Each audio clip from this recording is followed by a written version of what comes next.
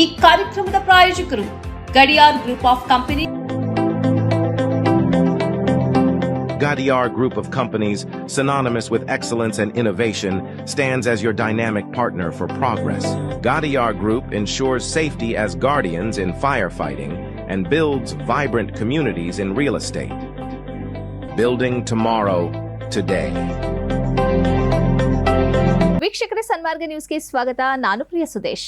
ದಕ್ಷಿಣ ಕನ್ನಡ ಜಿಲ್ಲೆಯಲ್ಲಿ ದೊಡ್ಡ ಕಾನೂನು ಸುವ್ಯವಸ್ಥೆ ಚರ್ಚೆಗೆ ಕಾರಣವಾಗಿರುವ ಪ್ರಕರಣ. ಸಾಮಾಜಿಕ ಕಾರ್ಯಕರ್ತ ಮಹೇಶ್ ಶೆಟ್ಟಿ ತಿಮರೋಡಿ ವಿರುದ್ಧದ ಗಡೀಪಾರು ಆದೇಶಕ್ಕೆ ಇದೀಗ ಹೊಸ ತಿರುವು ಸಿಕ್ಕಿದೆ.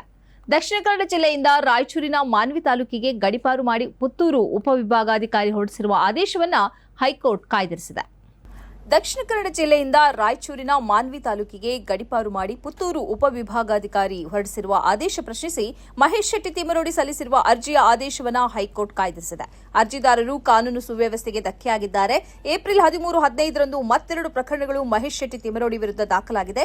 ಅವರು ಸೃಷ್ಟಿಸುವ ಸಮಸ್ಯೆಗಳನ್ನು ನಿಭಾಯಿಸುವುದೇ ಬೆಳ್ತಂಗಡಿ ಪೊಲೀಸರ ಕೆಲಸವಾಗಿದೆ ಎಂದು advocate general K Shashikiran Shetty ವಾದಿಸಿದ್ದಾರೆ. ವಾದ ಪ್ರತಿವಾದ ಆಲಿಸಿದ ಹೈಕೋರ್ಟ್ನ ಏಕಸದಸ್ಯ ಪೀಠವು ಏಪ್ರಿಲ್ 29ರವರೆಗೆ ಗಡೀಪಾರು ಕ್ರಮ ಕೈಗೊಳ್ಳದಂತೆ ಸೂಚನೆ ನೀಡಿದೆ. ಹಾಗೆಯೇ ಆದೇಶವನ್ನು ಏಪ್ರಿಲ್ 29ಕ್ಕೆ ಕಾಯ್ದಿರಿಸಿದೆ. ಈ ಹಿಂದೆ ಗಡೀಪಾರು ಆದೇಶವನ್ನು ಏಪ್ರಿಲ್ 16ರವರೆಗೆ ಅನುಷ್ಠಾನ ಮಾಡದಂತೆ ರಾಜ್ಯ ಸರ್ಕಾರ ಮತ್ತು ಪುತ್ತೂರು ಉಪವಿಭಾಗಾಧಿಕಾರಿಗೆ ನಿರ್ದೇಶಿಸಿ ಕರ್ನಾಟಕ ಹೈಕೋರ್ಟ್ ಮಧ್ಯಂತರ ಆದೇಶ ನೀಡಿತು. ಪುತ್ತೂರಿನ ಬಿಜೆಪಿ ಮುಖಂಡ ಜಗನ್ನಿವಾಸ್ ರಾವ್ ಪುತ್ರ ಆರೋಪಿ ಕೃಷ್ಣ ಜಯರಾವ್ ವಿರುದ್ಧ ದಾಖಲಾಗಿದ್ದ ಗಂಭೀರ ಆರೋಪಗಳ ಪ್ರಕರಣಕ್ಕೆ ಕರ್ನಾಟಕ ಹೈಕೋರ್ಟ್ ಮಧ್ಯಂತರ ತಡೆ ನೀಡಿದೆ. ನ್ಯಾಯಾಲಯ ಒಂದು ಕಡೆ ಆರೋಪಿಗೆ ತಾತ್ಕಾಲಿಕ ರಿಲೀಫ್ ನೀಡಿದರೆ, ಇನ್ನೊಂದು ಕಡೆ ಸಂತ್ರಸ್ತೆಯ ಹಕ್ಕುಗಳನ್ನು ರಕ್ಷಿಸುವ ಷರತ್ತನ್ನು ಕಟ್ಟುನಿಟ್ಟಾಗಿ ವಿಧಿಸಿದೆ.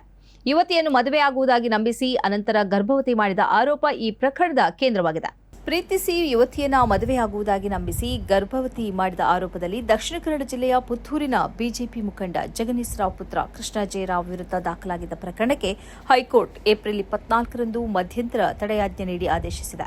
ಅರ್ಜಿದಾರ ಆರೋಪಿ ಸ್ವತಃ ಅಥವಾ ತನ್ನ ಪೋಷಕರ ಮೂಲಕ ಸಂತ್ರಸ್ತೆ ಹಾಗೂ ಮಗುವಿನ ಅಗತ್ಯತೆಗಳನ್ನು ಪೂರೈಸಲು ಪ್ರತಿ ತಿಂಗಳು 75,000 ರೂಪಾಯಿ ಪಾವತಿಸಬೇಕು ಎಂಬ ಷರತ್ತಿಗೆ ಒಳಪಟ್ಟು ಪ್ರಕರಣದ ಮುಂದಿನ ಎಲ್ಲ ಪ್ರಕ್ರಿಯೆಗಳಿಗೆ ನ್ಯಾಯಾಲಯ ತಡೆ ನೀಡಿದೆ. ನ್ಯಾಯಮೂರ್ತಿ ಎಂ ನಾಗಪ್ರಸನ್ನರಿದ್ದ ಏಕಸದಸ್ಯ ನ್ಯಾಯಪೀಠ ಪ್ರಕರಣವನ್ನು ರದ್ದು ಮಾಡಬೇಕೆಂದು ಕೋರಿ ಕೃಷ್ಣ ಜಯರಾವ್ ಸಲ್ಲಿಸಿದ ಅರ್ಜಿಯನ್ನು ವಿಚಾರಣೆ ನಡೆಸಿ ಮಧ್ಯಂತರ ಆದೇಶ ಹೊರಡಿಸಿದೆ. ಮುಂದಿನ 1 ವಾರದ ಒಳಗೆ ಸಂತ್ರಸ್ತೆಗೆ 75,000 ರೂಪಾಯಿಗಳನ್ನು ಅರ್ಜಿದಾರರು ಪಾವತಿಸಬೇಕು. ಬಳಿಕ ಪ್ರತಿ ತಿಂಗಳು 75,000 ರೂಪಾಯಿ ಪಾವತಿಸಬೇಕು ಎಂದು ನ್ಯಾಯಾಲಯ ಆದೇಶಿಸಿದೆ. ಮಹಿಳಾ ಮೀಸಲಾತಿ ಮಸೂದೆಗೆ ಸಂಬಂಧಿಸಿದಂತೆ ಮುಂಬೈನ ವರ್ಲಿ ಪ್ರದೇಶದಲ್ಲಿ ಮಂಗಳವಾರ ಬಿಜೆಪಿ ಹಮ್ಮಿಕೊಂಡಿದ್ದ ರ್ಯಾಲಿಯಿಂದ ಉಂಟಾದ ಟ್ರಾಫಿಕ್ ಜಾಮ್ ಬಗ್ಗೆ ಆಕ್ರೋಶ ವ್ಯಕ್ತಪಡಿಸಿ ಮಹಾರಾಷ್ಟ್ರ ಸಚಿವ ಗಿರೀಶ್ ಮಹಾಜನರನ್ನ ತರಾಟೆಗೆ ತೆಗೆದುಕೊಂಡಿದ್ದ ಮಹಿಳೆಯ ವಿರುದ್ಧ ದೂರು ಸಲ್ಲಿಕೆಯಾಗಿದೆ. ರ್ಯಾಲಿಯ ವೇಳೆ ಈ ಮಹಿಳೆ ಗದ್ದಲ ಸೃಷ್ಟಿಸಿದ್ದಾರೆ, ನಿಂದನಾತ್ಮಕ ಭಾಷೆ ಬಳಸಿದ್ದಾರೆ ಹಾಗೂ ಸಾರ್ವಜನಿಕ ನೆಮ್ಮದಿಗೆ ಭಂಗ ತಂದಿದ್ದಾರೆ ಎಂದು ಆರೋಪಿಸಲಾಗಿದೆ. ವಕೀಲ ಗುಣರತ್ನ ಸದಾವರ್ತೆಯವರ ಪುತ್ರಿ ಝೆನ್ ಸದಾವರ್ತೆ ಎಂಬುವರು ಆ ಮಹಿಳೆಯ ವಿರುದ್ಧ ಸ್ಥಳೀಯ ಪೊಲೀಸ್ ಠಾಣೆಗೆ ದೂರು ಅರ್ಜಿ ಸಲ್ಲಿಸಿದ್ದಾರೆ. ಗುರುವಾರ ಸಂಜೆ 7ರಿಂದ 7:30 ಸುಮಾರಿಗೆ ಅವರು ಈ ಅರ್ಜಿ ಸಲ್ಲಿಸಿದ್ದು, ಸ್ಥಳೀಯ ಪೊಲೀಸರು ಈ ಬಗ್ಗೆ ಪರಿಶೀಲನೆ ನಡೆಸುತ್ತಿದ್ದಾರೆ ಎಂದು ಹಿರಿಯ ಪೊಲೀಸ್ ಅಧಿಕಾರಿಯೊಬ್ಬರು ಟೈಮ್ಸ್ ಆಫ್ ಇಂಡಿಯಾಗೆ ಸ್ಪಷ್ಟಪಡಿಸಿದ್ದಾರೆ. ಆದರೆ ದೂರಿನಲ್ಲಿ ಉಲ್ಲೇಖಿಸಿರುವ ನಿರ್ದಿಷ್ಟ ಅಂಶಗಳ ಬಗ್ಗೆ ಸದ್ಯಕ್ಕೆ ತಮಗೆ ಮಾಹಿತಿ ಇಲ್ಲ ಎಂದು ಅವರು ತಿಳಿಸಿದ್ದಾರೆ. ಲೋಕಸಭೆ ಹಾಗೂ ರಾಜ್ಯ ವಿಧಾನಸಭೆಗಳಲ್ಲಿ ಮಹಿಳೆಯರಿಗೆ 33% ಮೀಸಲಾತಿಯನ್ನು ತ್ವರಿತವಾಗಿ ಜಾರಿಗೊಳಿಸುವ ಸಂವಿಧಾನ ತಿದ್ದುಪಡಿ ಮಸೂದೆ ಸೋಲನ್ನು ಮುಂದಿಟ್ಟುಕೊಂಡು ಪ್ರತಿಪಕ್ಷಗಳನ್ನು ಟೀಕಿಸುವ ಉದ್ದೇಶದಿಂದ ಬಿಜೆಪಿ ಮಂಗಳವಾರ ಮುಂಬೈನ ವರ್ಲಿ ಪ್ರದೇಶದಲ್ಲಿ ಈ ರ್ಯಾಲಿಯನ್ನು ಆಯೋಜಿಸಿತ್ತು. ರ್ಯಾಲಿಯ ಹಿನ್ನೆಲೆಯಲ್ಲಿ ರಸ್ತೆಗಳನ್ನು ಮುಚ್ಚಿದ್ದರಿಂದ ವಾಹನ ಸವಾರರಿಗೆ ತೀವ್ರ ತೊಂದರೆಯಾಗಿತ್ತು. ಇದೇ ವೇಳೆ ಸಚಿವ ಗಿರೀಶ್ ಮಹಾಜನ್ ಅವರು ಮಾಧ್ಯಮಗಳೊಂದಿಗೆ ಮಾತನಾಡುತ್ತಿದ್ದಾಗ ಏಕಾಏಕಿ ಅಲ್ಲಿಗೆ ಬಂದ ಆಕ್ರೋಶಗೊಂಡ ಮಹಿಳೆಯೊಬ್ಬರು, ಇಲ್ಲಿಂದ ಹೊರಡಿ, ನೀವು ಸಂಚಾರ ದಟ್ಟಣೆಗೆ ಕಾರಣವಾಗಿದ್ದೀರಿ ಎಂದು ನೇರವಾಗಿ ಸಚಿವರನ್ನೇ ತರಾಟೆಗೆ ತೆಗೆದುಕೊಂಡಿದ್ದರು. ಅಲ್ಲದೆ ಈ ಕಾರ್ಯಕ್ರಮವನ್ನು ಹತ್ತಿರದ ತೆರೆದ ಮೈದಾನದಲ್ಲಿ ಯಾಕೆ ನಡೆಸಬಾರದು ಎಂದು ಸಾರ್ವಜನಿಕವಾಗಿ ಪ್ರಶ್ನಿಸಿದರು. ಫೆಬ್ರವರಿ 2020ರ ಈಶಾನ್ಯ ದೆಹಲಿ ಗಲಭೆಗಳಿಗೆ ಸಂಬಂಧಿಸಿದ ಪ್ರಕರಣದಲ್ಲಿ ಕಾಂಗ್ರೆಸ್ ಕಾರ್ಪೊರೇಟರ್ ಇಶ್ರತ್ ಜಹಾನ್ರಿಗೆ ಜಾಮೀನು ಮಂಜೂರು ಮಾಡಿದ್ದ ವಿಚಾರಣಾ ನ್ಯಾಯಾಲಯದ ಆದೇಶವನ್ನು ಪ್ರಶ್ನಿಸಿ ದೆಹಲಿ ಪೊಲೀಸರು ಸಲ್ಲಿಸಿದ್ದ ಮೇಲ್ಮನವಿಯನ್ನು ದೆಹಲಿ ಹೈಕೋರ್ಟ್ ತಿರಸ್ಕರಿಸಿದೆ. ಇಶ್ರತ್ ಜಹಾನ್ರಿಗೆ ಜಾಮೀನು ನೀಡಿ 4 ವರ್ಷವಾಗಿದೆ ಮತ್ತು ಅವರು ಜಾಮೀನು ಷರತ್ತು ಉಲ್ಲಂಘಿಸಿಲ್ಲ ಎಂದು ನ್ಯಾಯಾಲಯ ಅಭಿಪ್ರಾಯಪಟ್ಟಿದೆ. ಅರ್ಜಿದಾರರ ಪರವಾಗಿ ಹಿರಿಯ ವಕೀಲ ಎಂಆರ್ ಶಂಷಾದ್ ವಾದ ಮಂಡಿಸಿ, ಯಾವುದೇ ಸ್ಪಷ್ಟ ಕಾರಣವಿಲ್ಲದೆ ನೋಟಿಸ್ ಇಲ್ಲದೆ ಅಧಿಕಾರಿಗಳ ಮತದಾರರ ಹೆಸರುಗಳನ್ನು ಮತಪಟ್ಟಿಯಿಂದ ಅಳಿಸಿ ಹಾಕಲಾಗಿದೆ ಎಂದು ಹೇಳಿದರು. ಚುನಾವಣಾ ಕರ್ತವ್ಯದಲ್ಲಿರುವ 65 ಅರ್ಜಿದಾರರು ಅವರ ಕರ್ತವ್ಯ ಆದೇಶಗಳಲ್ಲಿ ಇಪಿಐಸಿ ಸಂಖ್ಯೆಗಳು ಉಲ್ಲೇಖವಾಗಿವೆ. ಆಗ ಆ ಸಂಖ್ಯೆಗಳೇ ಅಳಿಸಲ್ಪಟ್ಟಿವೆ. ಚುನಾವಣೆಯನ್ನು ನಡೆಸುವವರೇ ಮತ ಚಲಾಯಿಸುವುದಕ್ಕೆ ಸಾಧ್ಯವಾಗದ ಪರಿಸ್ಥಿತಿ ಸೃಷ್ಟಿಯಾಗಿದೆ. ಹಲವರಿಗೆ ಕಾರಣಗಳನ್ನೇ ನೀಡಲಾಗಿಲ್ಲ ಎಂದು ಅವರು ನ್ಯಾಯಾಲಯಕ್ಕೆ ತಿಳಿಸಿದರು. ಇದಕ್ಕೆ ಪ್ರತಿಕ್ರಿಯಿಸಿದ ನ್ಯಾಯಪೀಠ ಮೇಲ್ಮನವಿ ನ್ಯಾಯಮಂಡಳಿಗಳನ್ನು ಸಂಪರ್ಕಿಸುವಂತೆ ಸೂಚಿಸಿತು.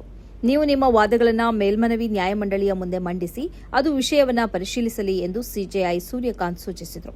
ಏಪ್ರಿಲ್ 13ರಂದು ಚುನಾವಣೆಗೆ ಕನಿಷ್ಠ 2 ದಿನಗಳ ಮುಂಚೆ ಮೇಲ್ಮನವಿ ನ್ಯಾಯಮಂಡಳಿಗಳಿಂದ ಅನುಮತಿ ಪಡೆದರೆ ಮತದಾರರು ಮತಪಟ್ಟಿಯಲ್ಲಿ ಮರುಸೇರ್ಪಡೆಗೊಂಡು ಮತ ಚಲಾಯಿಸಲು ಅರ್ಹರಾಗುತ್ತಾರೆ ಎಂದು ಸುಪ್ರೀಂ ಕೋರ್ಟ್ ತಿಳಿಸಿತು. ಆದರೆ ವರದಿಗಳ ಪ್ರಕಾರ ಈಗಾಗಲೇ ಸಲ್ಲಿಸಲಾದ ಮೇಲ್ಮನವಿಗಳಲ್ಲಿ ಕೇವಲ 136 ಪ್ರಕರಣಗಳನ್ನಷ್ಟೇ ನ್ಯಾಯಮಂಡಳಿಗಳು ನಿರ್ಧರಿಸಿವೆ. ಸಿಜೆಐ ಸೂರ್ಯಕಾಂತ್ ಹಾಗೂ ನ್ಯಾಯಮೂರ್ತಿ ಜಯಮಲ್ಯ ಬಾಗ್ಚಿ ಅವರಿದ್ದ ದ್ವಿಸದಸ್ಯ ನ್ಯಾಯಪೀಠ ಈ ಪ್ರಕರಣವನ್ನು ವಿಚಾರಣೆ ನಡೆಸಿತು. ಪಶ್ಚಿಮ ಬಂಗಾಳದಲ್ಲಿ ನಡೆದ ಮತದಾರರ ಪಟ್ಟಿಯ ವಿಶೇಷ ತೀವ್ರ ಪರಿಷ್ಕರಣೆ ಎಸ್ಐಆರ್ ಸಂದರ್ಭದಲ್ಲಿ ಸುಮಾರು 65 ಚುನಾವಣಾ ಕರ್ತವ್ಯ ಅಧಿಕಾರಿಗಳು ಸೇರಿದಂತೆ ಹಲವರ ಹೆಸರುಗಳನ್ನು ಪಟ್ಟಿಯಿಂದ ತೆಗೆದುಹಾಕಿರುವ ಹಿನ್ನೆಲೆಯಲ್ಲಿ ಈ ಅರ್ಜಿ ಸಲ್ಲಿಸಲಾಗಿತ್ತು. ನ್ಯಾಯಮೂರ್ತಿಗಳಾದ ನವೀನ್ ಚಾವ್ಲಾ ಮತ್ತು ರವೀಂದರ್ ದುಡೇಜಾ ಅವರನ್ನೊಳಗೊಂಡ ದ್ವಿಸದಸ್ಯ ಪೀಠವು ಈ ಆದೇಶ ನೀಡಿದೆ. ವಿಶೇಷ ನ್ಯಾಯಾಲಯವು ಇಶ್ರತ್ ಜಹಾನ್ರಿಗೆ ಜಾಮೀನು ನೀಡಿ 4 ವರ್ಷಗಳಿಗಿಂತ ಹೆಚ್ಚು ಸಮಯ ಕಳೆದಿದೆ ಮತ್ತು ಅವರು ಯಾವುದೇ ಜಾಮೀನು ಷರತ್ತುಗಳನ್ನು ಉಲ್ಲಂಘಿಸಿರುವ ಬಗ್ಗೆ ಯಾವುದೇ ದಾಖಲೆ ಅಥವಾ ನಿದರ್ಶನಗಳಿಲ್ಲ ಎಂದು ನ್ಯಾಯಾಲಯವು ತನ್ನ ಆದೇಶದಲ್ಲಿ ಅಭಿಪ್ರಾಯಪಟ್ಟಿದೆ. ದೆಹಲಿ ಗಲಭೆಯಲ್ಲಿ ಶಾಮೀಲಾದ ಆರೋಪದ ಮೇಲೆ ಮಾರ್ಚ್ 2020ರಲ್ಲಿ ಇಶ್ರತ್ ಜಹಾನ್ ಅವರನ್ನು ಬಂಧಿಸಲಾಗಿತ್ತು. ಅವರ ಮೇಲೆ ಭಾರತೀಯ ದಂಡ ಸಂಹಿತೆ, ಸಾರ್ವಜನಿಕ ಆಸ್ತಿ ನಷ್ಟ ತಡೆ ಕಾಯ್ದೆ, ಶಸ್ತ್ರಾಸ್ತ್ರ ಕಾಯ್ದೆ ಮತ್ತು ಯುಎಪಿಎ ಕಾನೂನು ಬಾಹಿರ ಚಟುವಟಿಕೆಗಳ ನಿಯಂತ್ರಣ ಕಾಯ್ದೆ ಅಡಿಯಲ್ಲಿ ಆರೋಪಗಳನ್ನು ಹೊರಿಸಲಾಗಿತ್ತು. ತರುವಾಯ ಮಾರ್ಚ್ 2022ರಲ್ಲಿ ವಿಶೇಷ ನ್ಯಾಯಾಲಯವು ಅವರಿಗೆ ಜಾಮೀನು ನೀಡಿತ್ತು. ಜಾಮೀನು ನೀಡುವ ವೇಳೆ ಇಶ್ರತ್ ಜಹಾನ್ ಅವರು ಚಕ್ಕಾಜಾಮ್ ಕಲ್ಪನೆಯನ್ನು ಸೃಷ್ಟಿಸಿಲ್ಲ ಮತ್ತು ಸಂಚಿನಲ್ಲಿ ಭಾಗಿಯಾದ ಯಾವುದೇ ಸಂಘಟನೆ ಅಥವಾ ವಾಟ್ಸ್ಆಪ್ ಗ್ರೂಪ್ನಲ್ಲಿ ಅವರು ಸದಸ್ಯರಾಗಿರಲಿಲ್ಲ ಎಂದು ನ್ಯಾಯಾಲಯವು ಸ್ಪಷ್ಟಪಡಿಸಿತ್ತು. ಕೆಳಹಂತದ ನ್ಯಾಯಾಲಯವು ಸರಿಯಾದ ಸಾಕ್ಷ್ಯಾಧಾರಗಳನ್ನು ಪರಿಗಣಿಸದೆ ಜಾಮೀನು ನೀಡಿದೆ ಎಂದು ದೆಹಲಿ ಪೊಲೀಸರು ತಮ್ಮ ಅರ್ಜಿಯಲ್ಲಿ ಆರೋಪಿಸಿದ್ದರು. ಈ ಗಲಭೆಗಳು ಕ್ಷಣಾರ್ಧದಲ್ಲಿ ಅಥವಾ ಕೋಮುದ್ವೇಷದಿಂದ ತಕ್ಷಣವಾಗಿ ನಡೆದದ್ದಲ್ಲ, ಬದಲಿಗೆ ಇದು ಬಹುಹಂತದ ಮತ್ತು ಬಹುಸಂಘಟನೆಗಳ ಪೂರ್ವ ನಿಯೋಜಿತ ಸಂಚಾಗಿತ್ತು. ಅಂತಾರಾಷ್ಟ್ರೀಯ ಮಾಧ್ಯಮಗಳ ಗಮನ ಸೆಳೆಯಲು ಅಮೆರಿಕ ಅಧ್ಯಕ್ಷರ ಭೇಟಿಯ ಸಮಯವನ್ನೇ ಆಯ್ಕೆ ಮಾಡಿಕೊಂಡು ಈ ಗಲಭೆ ಸೃಷ್ಟಿಸಲಾಗಿತ್ತು ಎಂದು ಪೊಲೀಸರು ವಾದಿಸಿದ್ದರು. ಇದು ಈ ಹೊತ್ತಿನ ಸುದ್ದಿ ಸಂಚಯ. ನಿರಂತರವಾಗಿ ನೋಡ್ತಾ ಇರಿ ಸನ್ಮಾರ್ಗ ನ್ಯೂಸ್, ಸುದ್ದಿಗಳ ಸಂತೆಯಲ್ಲಿ ಸತ್ಯದ ಮೊಂಬತ್ತಿ.